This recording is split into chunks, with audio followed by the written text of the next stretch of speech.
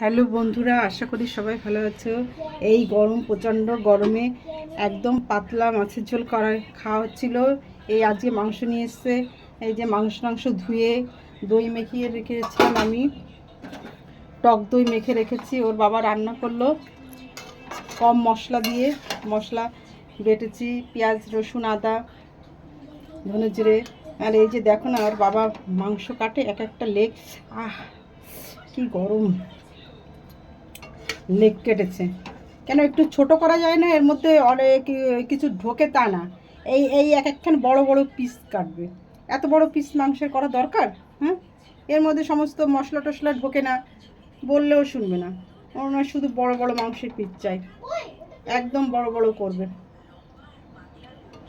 রান্নাটা ওই করেছে, আমি করিনি। কারণ যা জলের অবস্থা, টাইম কলে চিনচিন করে জল পড়ছে। এই তো হচ্ছে জল। এই যে মাংসটা রান্না করেছে খুব মাখিয়ে ঝুঁকিয়ে, বেশ মশলা টশলা দিয়ে। হ্যাঁ, টেস্টটা ভালো হয়েছে। আমার স্নান হয়ে গেছে, সবার স্নান হয়ে গেছে, ওর এখনো হয়নি, ও এখন স্নান করবে।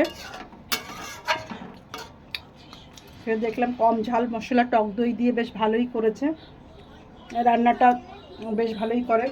আজকে আর ডাল তো আমার থাকেই, আর সবজি আছে, আর এই স্যালাড কেটে রেখেছে।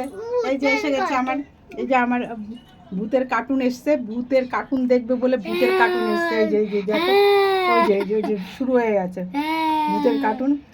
আর এই আমার গরম লাগছে, সবে চুলটা খুলেছি, এক্ষুনি চুলটা বাঁধবো আর খেতে দেবো সবাইকে। ওকে, তোমরা সবাই ভালো থেকো, লাইক সাবস্ক্রাইব করবে ভালো লাগলে। ওকে, বাই। এই যে ঢেকে রাখলাম মাংসটা।